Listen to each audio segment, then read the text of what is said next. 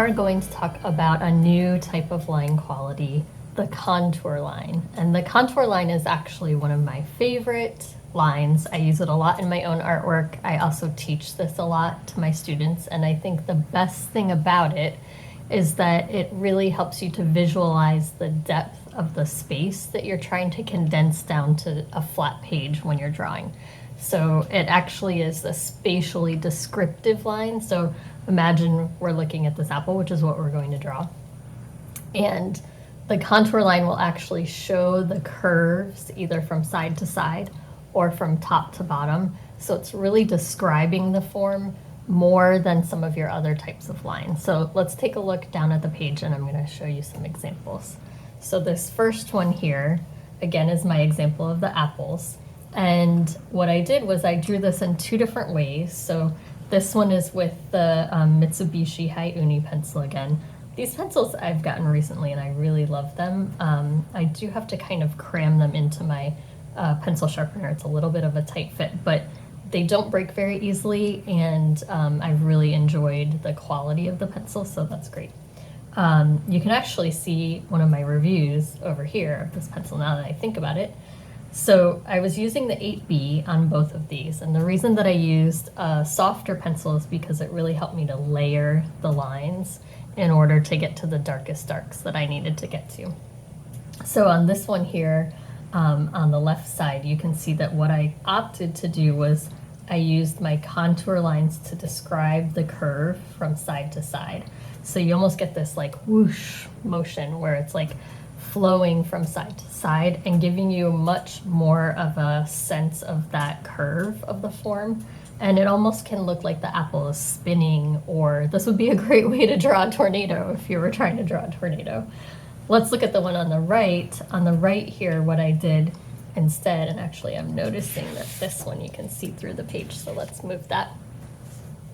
On the right, what I did was I drew contour lines as well, but instead of going from left to right or right to left, I went from top to bottom.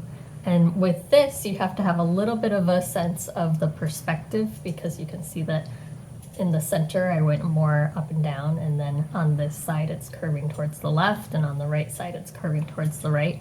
But that also helps to describe the curve from top to bottom on your apple. And you'll see that when you compare, let's move this out of the way and put in my hatching drawing.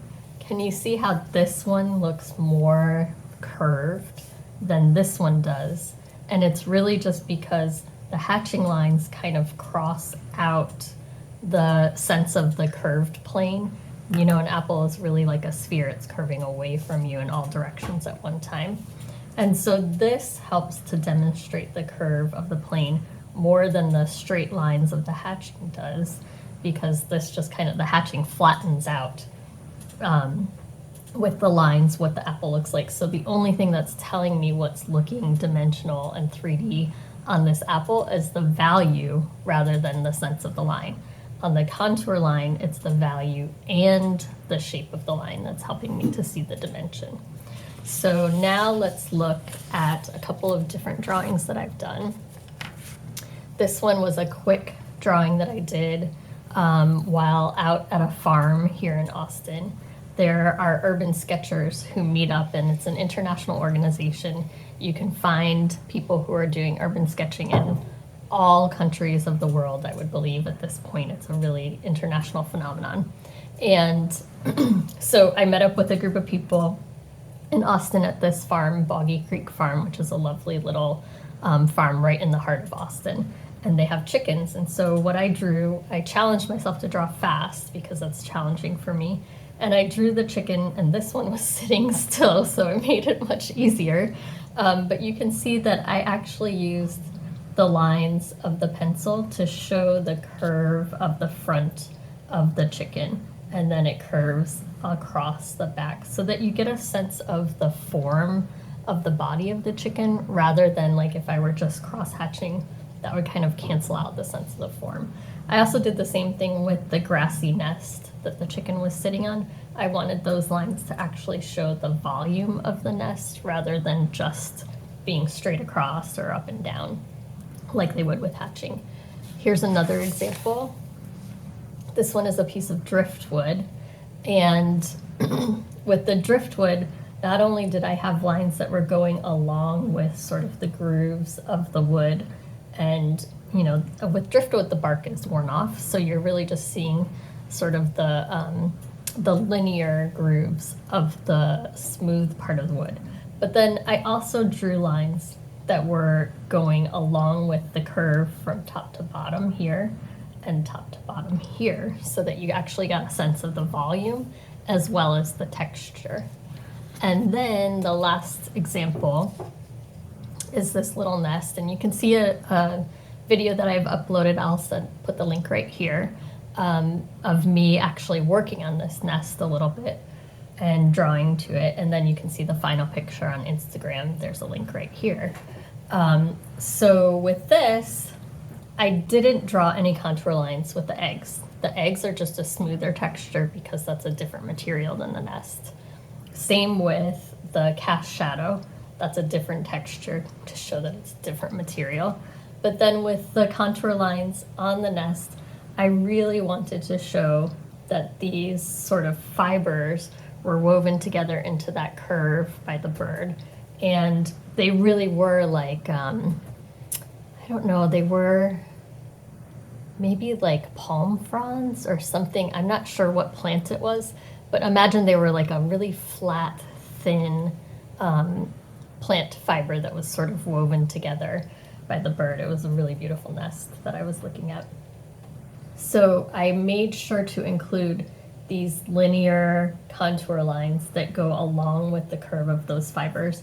And then where they stick out, you can see that I have contour lines, excuse me, that are showing the direction that the material is moving in. So that is a contour line.